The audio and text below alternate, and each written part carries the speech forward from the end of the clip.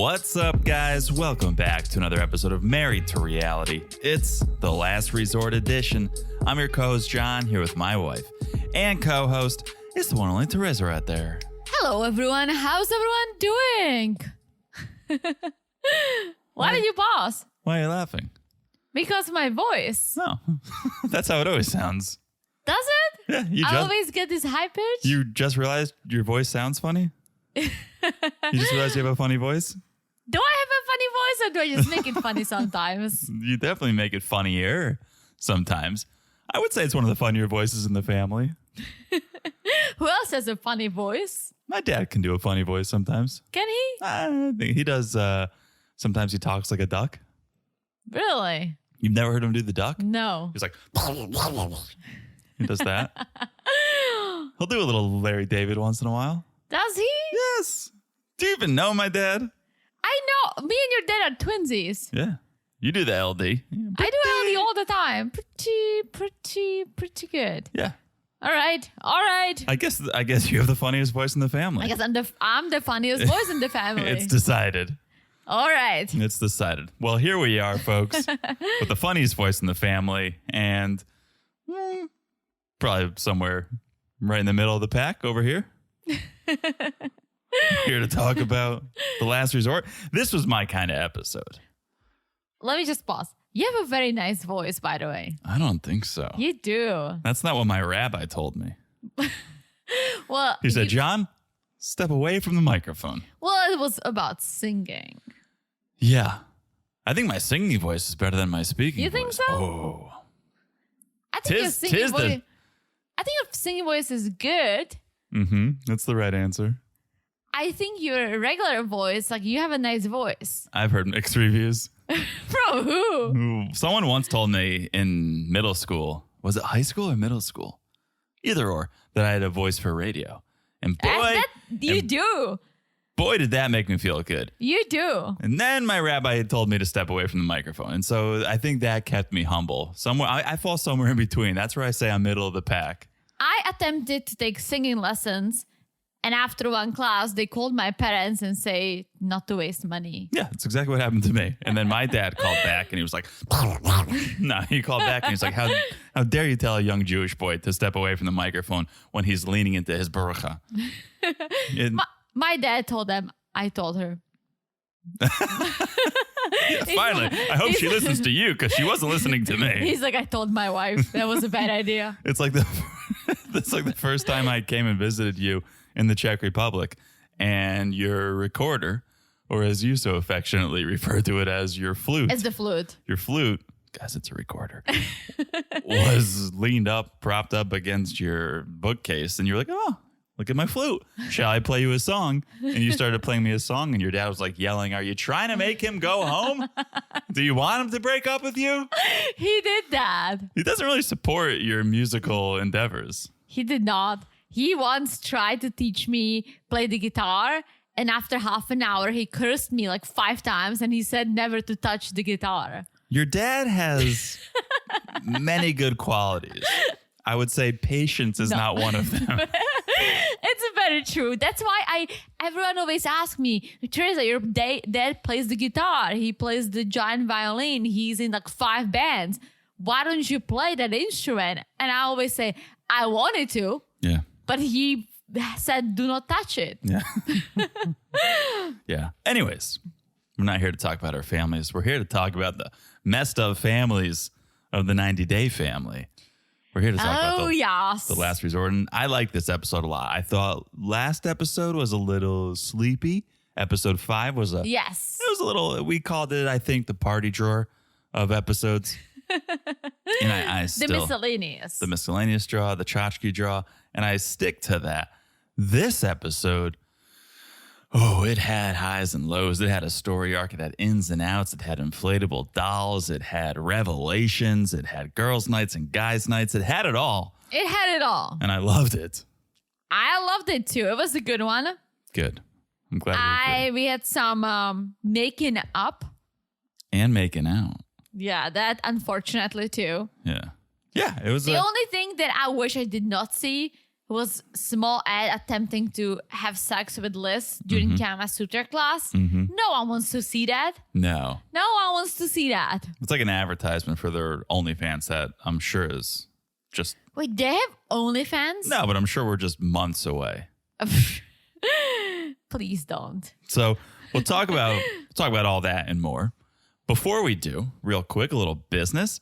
If you guys want to hear us talk about 90 Day the Other Way, you can do that. You're in luck. We're talking about it on Patreon and Supercast, starting at the Cousins Club level. That's your $6 tier. It's audio only, but it gets you the other way. It gets you any bonus we throw on for the all Patreon levels. That'll get to you.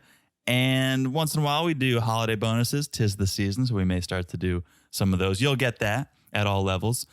If you want video of us doing the podcast, join us on the Family Affair level. You'll also get a monthly bonus of whatever tickles our fancy that month. So check us out, patreon.com/marriedtoreality or marriedtoreality.supercast.com. Also, just make sure you're following us on Instagram at Married to Reality Pod. You can follow along. We share news and scheduling. We post memes once in a while, but most importantly, we talk to you over there. That's how we can message with you guys. Very true. It's me talking to you because I'm the CEO and president, the senior president. Oh. I love promoting myself. She's always promoting herself. And I'm just the lurker. I'm the stalker in the background, just peeking and peeping on your messages. Oh, he does that. So check us out on Instagram at Married to Reality Pod. And also make sure you're following the podcast wherever you're listening. It's so easy to do. Just look down and smash that follow button. Guys, smash it like it's as hot as Inflatable Michael. Wow. That was a big penis. I didn't think inflatable dolls have penises. That one sure did. And yes, it was put to good use. Yeah, smash like it's as hot as Angela smashed that inflatable doll. The Inflatable Michael. Yes. Let's just call it for what it is. Inflatable Michael. Yes. And last but not least, if you haven't left a review, please do. You guys know we're suckers for a little love. If you leave us a 5-star review and you write something, we'll read it over on the Monday podcast. Right now, it's the B90 podcast. Yes. For now. All right. Should we do it? The reason we're here, 90 Day, The Last Resort, Season 1, Episode 6. Let's start with a little somewhere I've never been invited to, much to my dismay, girls' night.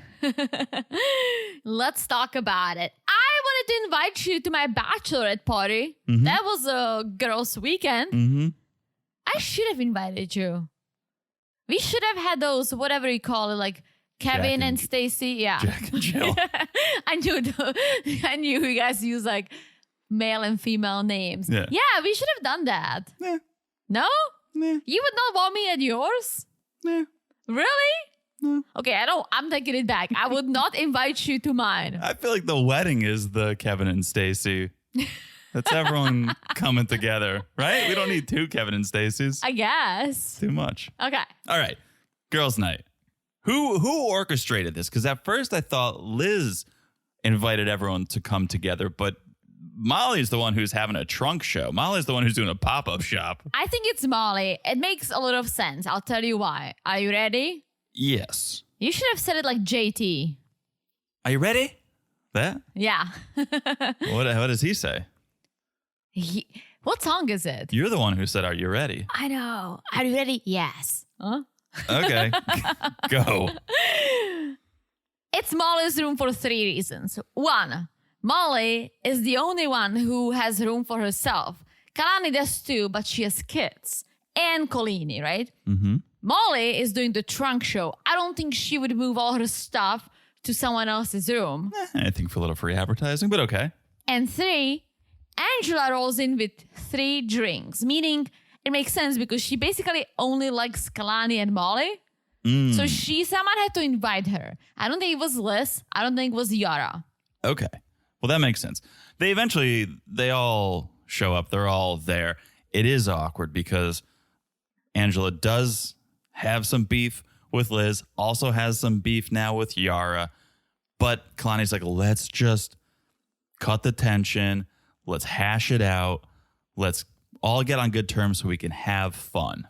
And I have to give kudos to Liz for just taking ownership of the situation, but I also have to give her some shit for what she said. Because she's like, Angela, the altercation actually helped me realize that I do not have Ed's back. So thank you. And Angela's like, it's okay. I'm sorry. They hug.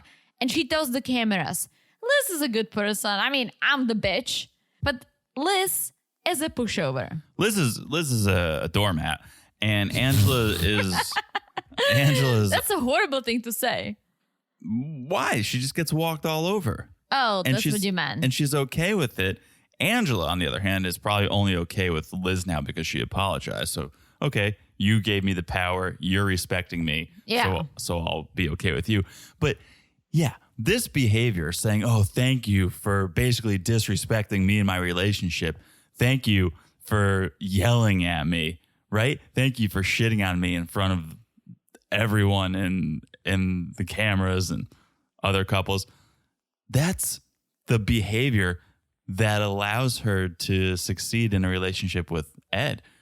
The reason they can live happily ever after, or for however long in Arkansas, is because I'm sure small Ed acts the same way Angela does and has a temper and screams at her. And then she gets upset in the moment. Then it's probably like, okay, thank you, small Ed, for making me realize I was out of line. And it's like, no, you weren't the one in the wrong. Angela was the one in the wrong. And so don't be apologizing or don't be thanking her for her bad behavior.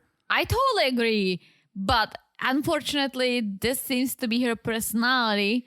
And I have to say this. Something must be going well for her because for the first time, Liz looks pretty healthy. And what I mean by it is just that she looks happy. She doesn't look like everything is going south.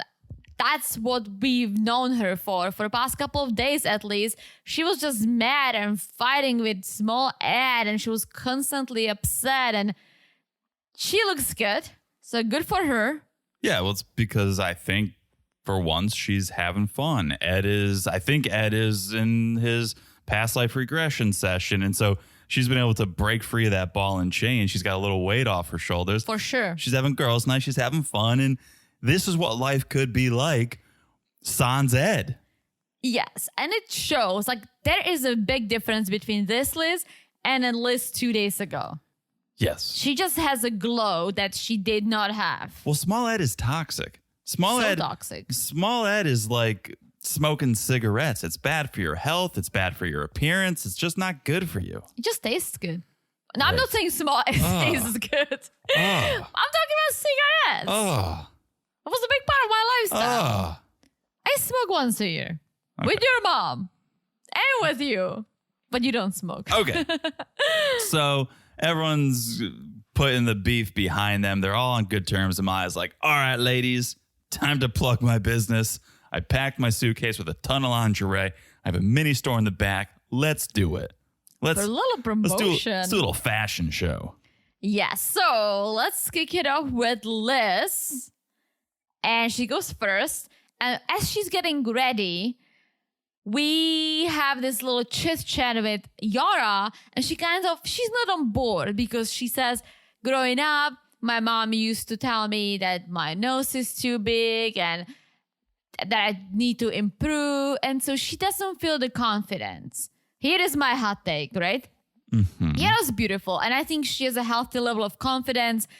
Obviously, we see her on social media or even on the show. She shows off her body. She looks great. I don't think she loves what she needs to put on. I don't think that's her style, right? I don't think this lingerie is her style. And me as a girl, if I had to put on something that I don't vibe, I would not feel confident. No matter what it looks like, it could look good on me. If I don't like it, I'm not gonna feel it. That makes all the sense. And I'm glad you said that because I was going to say something and I would probably get shit for it. I'll say it anyways. Yara, and she'll show us in the very next scene at the beach, has worn skimpier outfits and rocked it and looked fantastic in it and wore it with confidence. And that's not to say, oh, people who look good can't have body issues or can't have body dysmorphia or can't lack self-confidence. Of course they can. But daily we see her in bikinis and she's putting it on Instagram and showing it off on social media. And that could all come from a place of needing reassurance and looking for validation.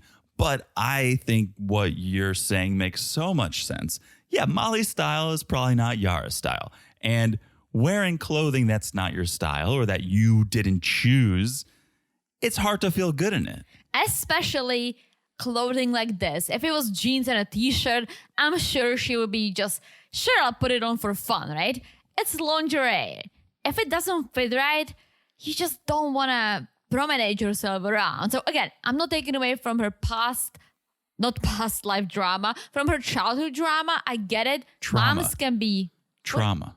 Trauma. Yeah. What did I say? Drama. Oh, trauma with mom. I'm sure there was drama. But. I get it. Moms can be harsh, but I think this is more of a, I'm not liking this. But she was a team player because after Liz, it's her and Angela's turn. Unfortunately, Angela's. I couldn't even see most of the lingerie because it was all being blurred out. I don't know. I don't know what Molly's got going on, what she's selling, but apparently it's very revealing. It's very see-through because you can't even wear that on late night television, it turns out. Well, also, if Angela bends over and spreads her cheeks to show everyone her asshole, I don't think that has anything to do with Molly's lingerie. Well, it was blurred out on Liz. They blurred the booty for Liz. They blurred for Angela. I mean, Angela let us know. We didn't have to see. She told us she's got a fat cat, and she loves it, and Michael loves it. Okay. What's up with these fat cats? I have never heard this term. And then Kalani says, I have a fat cat, Liz has a fat cat, Angela has a fat cat. What kind of a cat is it? Is it like your vagina lips? They're big? What is happening? Well, what is that cat? Well, I hate to say because I like to be a man in the know. I'm not sure, but I promise you I will do my research. Do I have a fat cat? I couldn't tell you, but I will do my research. I'll hit the necessary websites. I will go into great detail and to find this out just for you, Teresa, and I'll report back. Okay, and if you want, back. I'll show you my findings. Yeah, what kind of what are these cats? I don't know, but when I hear fat cat, I think of a guy with his feet up on a desk, maybe a top hat and a cigar, saying, "Hey, yeah, you see here, I'm making deals over here." So when I hear fat cat, yeah, I think of the first bar I've ever been to in New York City, Fat Black Pussycat. Where I had a drink underage and they kicked me out. I got kicked out. I didn't buy the drink. Someone else bought it for me, but I didn't. They made me wear this stupid bracelet that showed that I'm underage, and they kicked me out. Got it. Yeah. I've told you about my bracelet days. Oh yeah, you were faking them. I was faking them. Long story short, for those who haven't heard this story, I have a friend who's a year or two older than me. And so in college, we would go to this one club, 18 to party, 21 to drink. And so I would get in at like 19 years old. My buddy would get in at 21. He would get the bracelet. And the bracelets were always just like a solid orange, like a neon orange or a neon green. Sometimes there was patterns, but all pretty simple. And so once we realized this, we ordered 500 bracelets on eBay, got them to us, and then we would just bring them with us to the club. Our friend would go in first. He would get the bracelet. He would come out. He would show us the pattern. We would go to the local like Walgreens, buy highlighters, just flip the bracelet over. It's always white on the inside. And we would just use highlighter to make the bracelet whatever color his bracelet was for that night. We'd go right in. We got drinks, no problem. Every single time, every weekend. Multiple weekends in a row. So smart. So smart. My parents were impressed. Look at your parents. I know you're breaking the law. You're drinking underage, but this is just very creative, and I applaud that. If you're drinking at 18 or 19, that should be a law. I still don't understand the American law. Like you let kids drive at 16, but you don't get to drink until 21. It's one of the dumbest laws. No, well, when you put it like that, I think it's genius. Don't start drinking and driving at the same time. No, but I'll tell you what. in Czech, you start drinking at like 14, 15, illegally, obviously. And then when you hit 18, you're kind of like, yeah, like we can drink now, right? Then you go to college. No one dies in college out of alcohol overdose because we just don't drink that much. Like you drink, but you've been drinking for years at that point that you don't have the need to be dumb. Here in the US, you hit college and you become dumb with all this drinking. Oh my gosh, I can finally do it. And kids keep dying. Well, it's a pretty big generalization. I'm sure some people died in college in Europe, but... Yes, but I think the drinking is kind of like you're more mature. I think Europeans mature more because of that. Because when you're at that point, like you have a drink, but you don't need to be like, oh my gosh, I can finally drink. Let me drink everything I find because it's legal now. You're maybe. Like, yeah, I've been legally drinking for years. Yeah, maybe. Anyway, speaking of drinking, let's cut to the bar where the guys are. All the guys minus Small Ed. Yes. They're talking about the strip club. We're picking up with the conversation we left off with last episode. And Jovi's like, well, I know a couple strippers that worked in Key West and now they're here. Maybe I can give them a call. I actually went on a trip to Jamaica with a stripper, if you can believe that. Yeah, he's like, let me text Jasmine. Yeah, it was Jasmine, right? Yes. I would not be happy if you did that. And I don't think Yara will be. No, this is kind of ridiculous, right? That's next level. Going to a strip club is one thing. If you're told, hey, don't go to a strip club by your wife. Yeah, you go to a strip club, all right, that's a slap on her wrist. If you're messaging the strippers, maybe that's grounds for divorce. Yeah, not a good idea. But they finished their drinks. I also thought they're going tonight, but they're not. They got a plan. They got a plot. Asuelu still doesn't know the plan because he just gets out and starts yelling, let's see some nipples. He gets into the Uber. He's like, driver, take us to the strip club. He was wasted. And Jovi's like, not tonight, gee. Yeah. We talked about a plan. Yeah, but he messages Jasmine and oh yeah, we'll see what comes of that. But I think that's crossing the line. It is. I think that going to the strip club, I think any guy should be able to go to the strip club.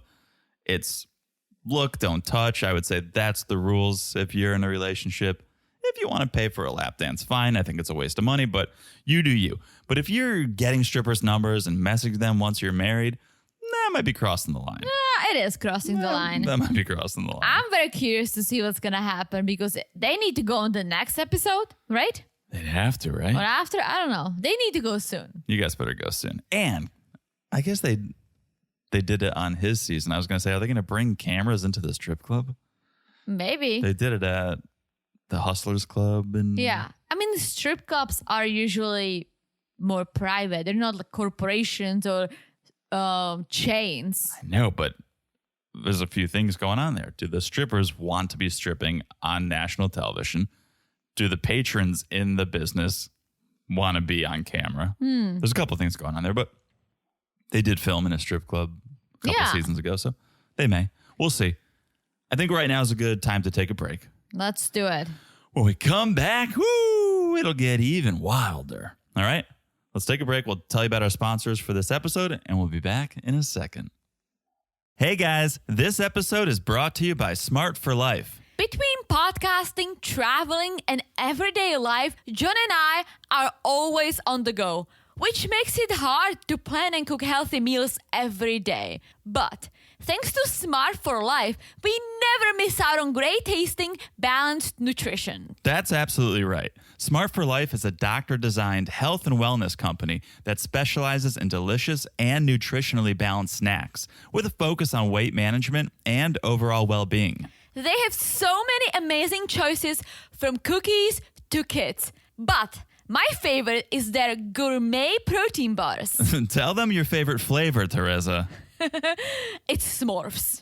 True. Smart for Life does have s'more protein bars. They also have lemon protein bars, cinnamon pecan protein bars, and more. You can even choose a variety box. And they don't just taste great. They are made with high-quality ingredients, too. So whether we're traveling or recording back-to-back podcasts, Smart for Life has become our go-to meal replacement. And if you are watching your portions like me, each bar is individually wrapped. Now here's the best part. Right now, we can save you 20% on your next order by using promo code MREAL20 at smartforlife.com. That's right. Just use promo code MREAL20, which is MREAL20 at smartforlife.com for 20% off. Thank you to Smart for Life for sponsoring this podcast. And Teresa, hand over that smorf. And we're back. Hello, Jonathan. Hello, Teresa. How are things? Things are good. New day, who dis? Is it Kalani and Kalani? Yes, they're just chatting, and I think we all know that Kalani is engaged. I didn't know. You can see the ring. I was gonna tell you through, by the way, but it's been a while since she got engaged. So I did see the rock. Yeah. Who's the guy? He seems like a normal dude. I think he's an American. Oh.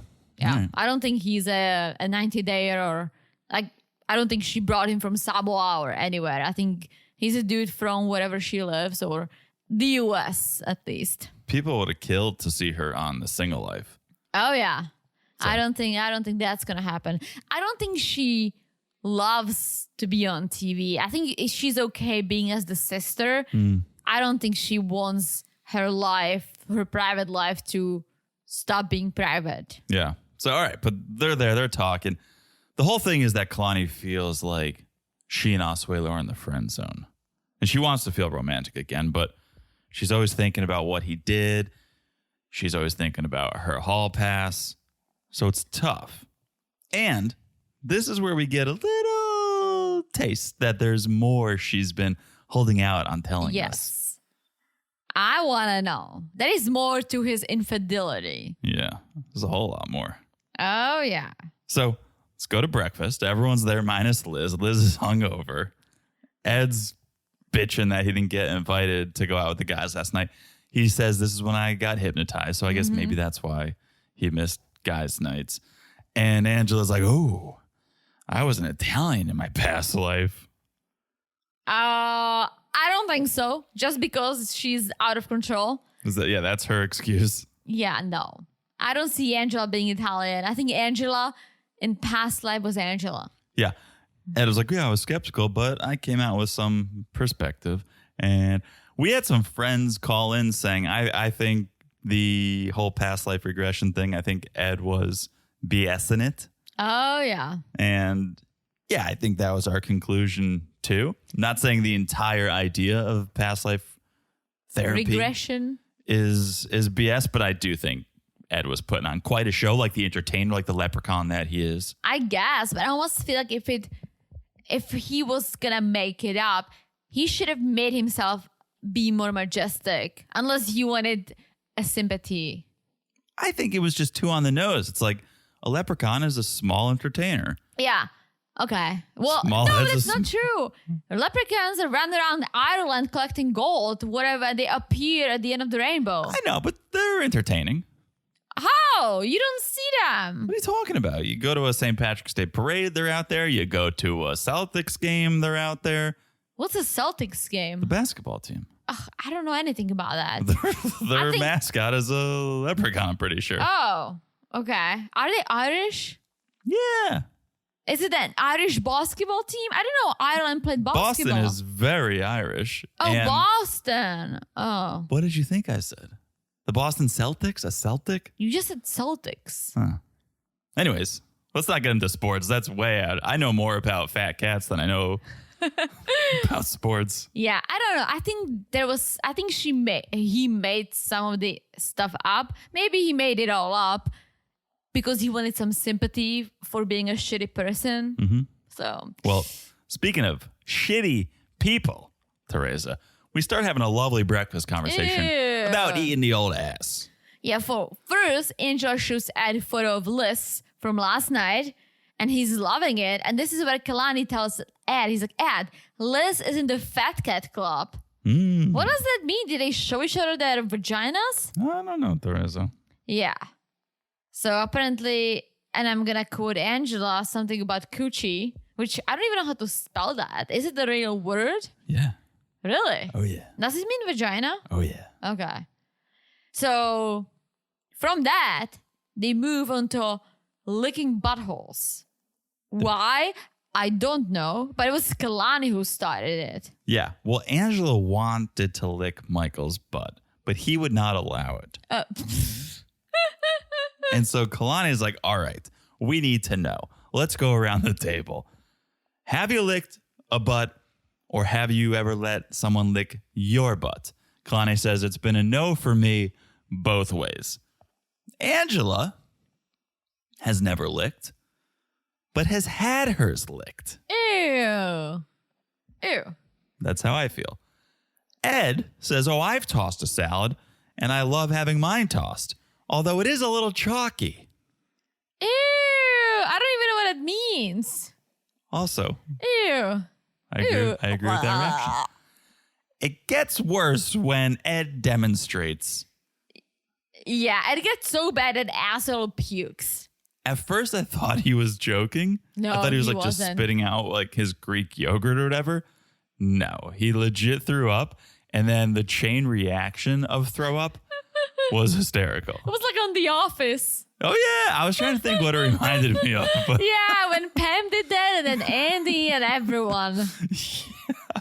So Smollett stands up while everyone's throwing up and apologizes. And it's like, I have some anger issues and I need to work them out. And I'm going to be better. I'm going to stop talking over people. The past life regression really worked. I don't want to be the clown anymore. I don't want to be the leprechaun from 1669 anymore. Good luck. Pun intended? Oh? Pun intended? Because of the leprechaun? Yeah, luck of the Irish. I guess. Huh. All right. Shall we do some therapy? Let's do a Kama Sutra class. Too bad Jenny, aka PD, isn't teaching this. Because Jenny went to Kama Sutra class? Mm-hmm. Yeah. The student becomes the teacher. Yes. How about a Kama Sutra class just on a public beach with an inflatable sex doll with a 9-inch penis? On inflatable beds. Yeah. The whole thing was so tacky. Imagine you spend $5,000 to go there on a romantic vacation with your significant other. That's the only week out of the year you can really do this. You saved up the money. And then you have these freaking morons doing Kama Sutra on the beach. No, I could not imagine that. Oh my gosh. Yeah, so everyone obviously has their partner there so that they can do the Kama Sutra, except Angela. So what's a girl to do when your significant other is halfway around the world? Well, you get an inflatable sex doll with an extremely large penis. And Michael didn't get any of them. Michael was doing it with a pillow. Yeah, that was kind of They BS. should have sent him a doll. Yeah, poor Michael. He's really getting the short end of the stick on this thing. Literally. So the first thing that they have to do is put their hands on each other and say what they love about each other. Well, first we see Reba, who's introducing Simone, who is the Kama Sutra international instructor because she has an accent. She's from somewhere. And so Simone is going to be leading, but Reba is still going to be involved. Okay. So, as I said, put your hands on your partner and tell your partner what you love about them.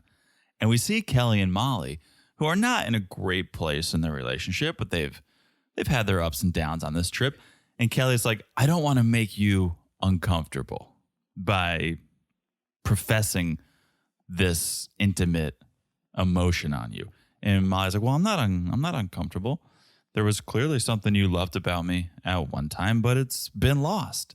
And Kelly agrees, and he's like, okay, that's the same for me, so we can agree on that. But the question is, do we still love each other? And Molly says, I do love you, but I'm not in love with you. Uh-oh. And you're not in love with me. Uh-oh. And it's so true. Like, loving someone is one thing, but being in love, I think it goes hand in hand, obviously.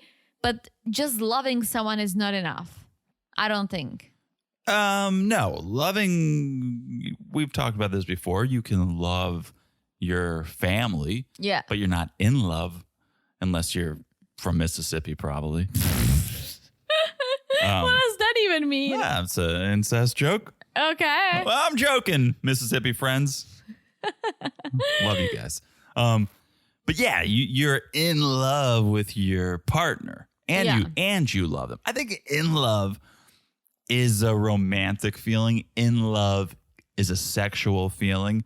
Love is a I got your back feeling. So like, I think we need to start like when we go to work or so. I think we need to start saying, I love you and I'm in love with you. We do. Stop pretending to our friends that we don't say that. Oh, we do say it, but we don't say it often enough. Okay. We can up our in love mention. Okay. But yeah, I think there are two different feelings. Both are important in relationships. Mm-hmm. And Molly feels that, well, right now I love you. Yeah. Because that's something so many people say is like, oh, I'll always love you, right? A couple could get a divorce or break up and, well, I'll always love you. Sure. And I can believe that. But you won't always be in love with them. You'd believe that if you still love your ex? I'm not speaking from experience, but I could say you have kids and then you get a divorce. It's like, well, I'll always love you. You're the mother of my child. I'll always have your back. If you ever need something, we're not in love anymore and I'm going to love someone else and be in love with someone else. But I'll always love what we created together. And if you need help or something, I'll be there for you. I can see it that. depends on the divorce, but okay, I can see that. Yeah.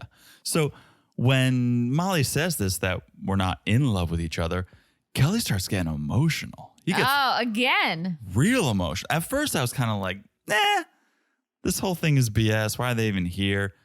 He's still hanging on, I think. He's still maybe in love with Molly. Oh, yeah. I think he is at that point, or he wants them to fix what's broken. But Molly doesn't seem to be on board. And he's like, you know what? I can't do this. And he storms off. Yeah. Reba follows him because she wants to know what happened. Which, again, I like that these experts are involved. Well, that's the name of the game here. There's really nothing else to this show. There is plenty. Oh, you just let them run around freely and that would be plenty. But that's 90 Day. Yeah. We got the whole last resort, I think, is let's try to repair these relationships. And that's why I guess maybe with MAFS, you do want a little bit more expert intervention, but you're hoping that they don't need it. You're hoping that we just got a couple people who are attracted to each other and can build a life on their own. Unfortunately, no. A lot of these couples on MAFS need expert intervention and need guidance. They're not getting it. Yeah. But here, they're here for a reason. They need it. They're getting it. Very true. All right. Yes.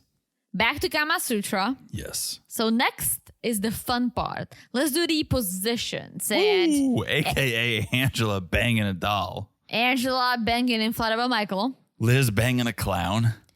And no one wants to see, Liz banging small Ed or small Ed trying to do sex positions. Even Kalani is like, I can't look at this. I can't even see this. To me, this is such posturing. This is such performative behavior where... From small Ed. From small Ed, where I look at Jovi and Yara. I think they probably have the best sex life of anyone there. How do you know? Just from the little bit we've seen of go do your homework, don't have sex, but then they end up having sex. Like they're having sex and they're not shoving it in your face. Okay. I feel like Liz and Ed, it's performative. Small Ed is performative and they're trying to show you, oh yeah, we're so sexual and attracted to each other. Nah, are you? I think you guys hate each other. Yeah. I think you guys hate each other, but you want to put on a good show and a good face for the camera. And so you're doing what you're doing. It's the same with Angela. Angela's like banging the inflatable doll. It's not real. It's a show. I think, I don't even want to think about Angela and Michael, but they always seem to have some fun times. A long time ago before all this shit went down and when she was still going there at the beginning and they seemed to be a little better. Yeah. But that's about it with the Kama Sutra. I was expecting a homework or something. Ooh, that's a good point. That's a good point. No, it was all in-class activities. There was like this comical moment where Asuelu was hugging Kalani, but it would look like a child is hugging a mom and had nothing to do with being sexual. And I was just looking at the two of them. I always said, Asuelu is such an immature person. And I get it. He banged her and now they have kids, but he's such a child that I don't see him being in a relationship. No. You always talk about, oh, she's looking for a father figure. That's why she's with him, right? He's probably looking for a mother figure. She's very motherly. She's got the two kids. She takes care of them. She seems like a good mom. And I think she mothers and probably out of necessity, she treats Asuelu like a child. Oh, yeah, for sure. Speaking of the two of them, after the Kama Sutra class, they end up with a one-on-one poolside session. I just don't think therapy should take place in the deep end of a pool. I mean, they're at the resort. They're out, like, let's be outside. Why not? I don't know. To me, that's not a place we're going to have a serious conversation about our issues. Well, I think they just need to be whatever the resort allows them to be. Fair enough. I don't think they can close out the whole thing, especially because they do have other guests. But like, to bring up maths again, Dr. Pepper goes to their apartment. Dr. Prendergast could go to their resort room. Yeah, but it's nicer outside. Okay. I get it. I get it. I've never been in couples therapy, but I don't think I'd be that open sitting outside spilling problems when anyone could be walking by with an earshot. Oh, if there are people around, yeah. But if there was no one around, I think I would feel better than sitting on a bed in a hotel room. There is nowhere to really, I don't know. I would not want to do that. So I don't have a problem with this. Dr. Jason seems to be jumping around having one-on-one sessions with these people. So he wants to know how the Kama Sutra class went. It was like hanging out with my best friend, Kalani says. Yeah, we could see that when he was hugging you and you were petting him like a child. Well, she goes, I honestly feel grossed out. I think about his penis with somebody else, and it makes me not want to do anything. Yeah, she's like, I'm not over the infidelity. His penis is disgusting to me.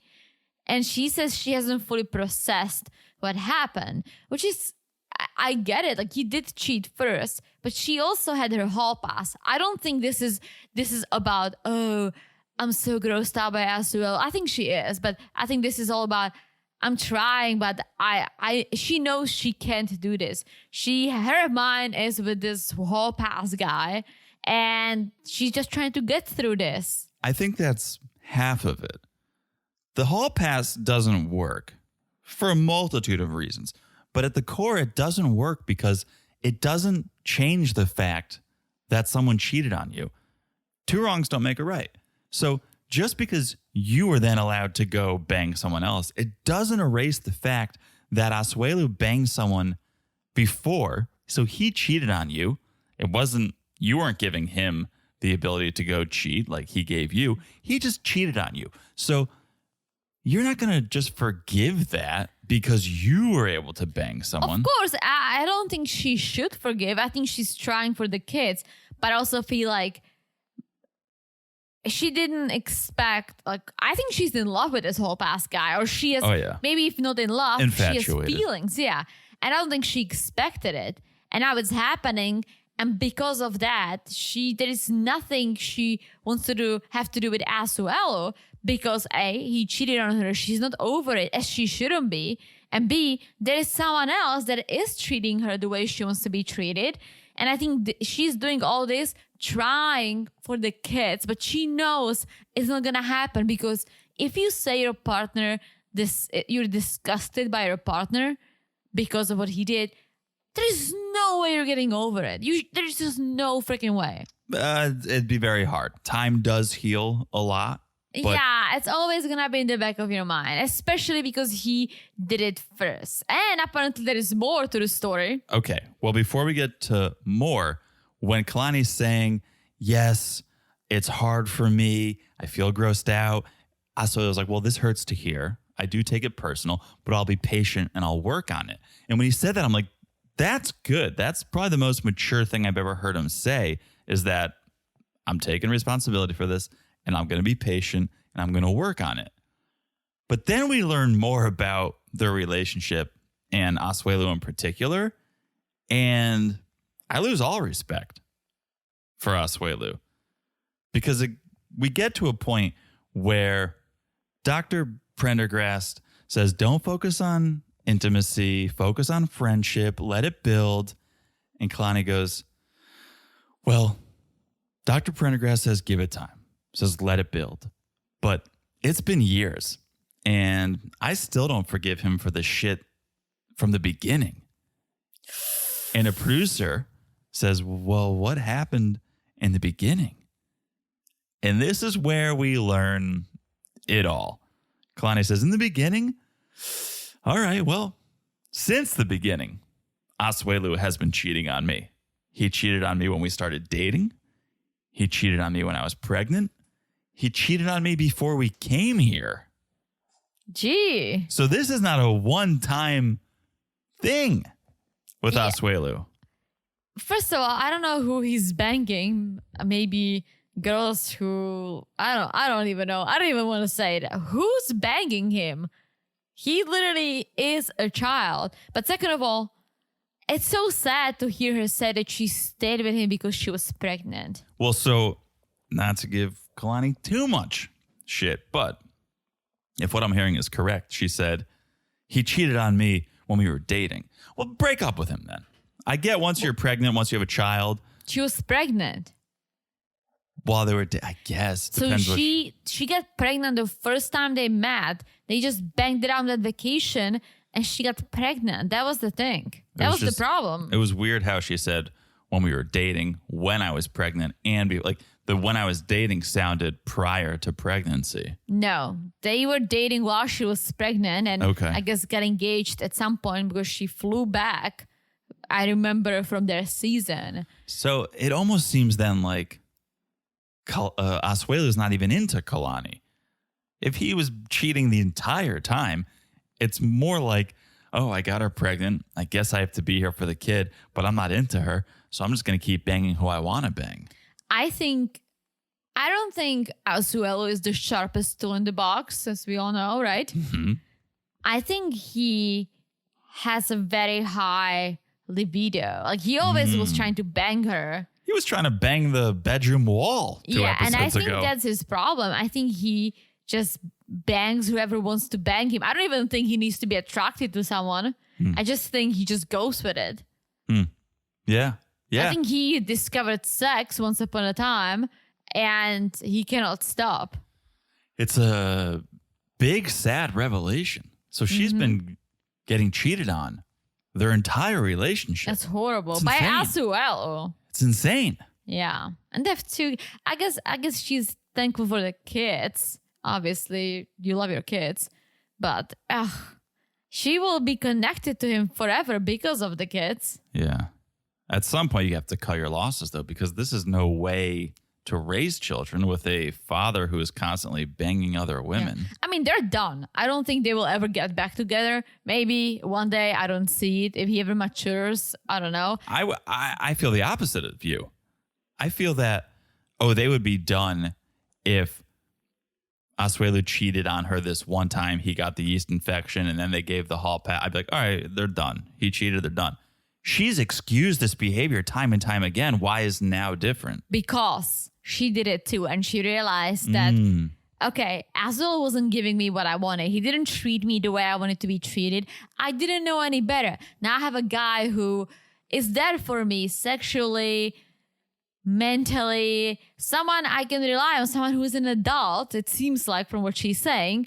I don't have to treat him as a child because he doesn't seem to be a child. So I think she just tasted what a normal relationship looks like. Good point. And now she's done. She's done going back to the toxic one. That's a good point. All right. Fair enough. I see your side and I agree with it. I hope that guy will appear. Oh, yeah. There was talk of it, so I'm waiting. I know. I'm waiting. I feel like at best we're halfway through the season. Yeah. So we'll see. Let's see. That's this episode. What an episode. Let's go to the strip club next, can we? Yeah, and let's bring this whole pass too. Can we? Take him to the strip club. I don't know. Strip club, yeah. In the meantime, if you want even more content, we're over on Patreon. We're over on Supercast. We're talking about The Other Way, and that's a fantastic season as well. So check it out, patreon.com/marriedtoreality or marriedtoreality.supercast.com. We're also on Instagram at Married to Reality Pod. Call in over there. Let us know. What are you thinking? You think this couple's going to stay together? You think Kalani and Asuelu have a future? Or are they done? Are we going to see the hall pass this season or not? Let us know. Call in at Married to Reality Pod.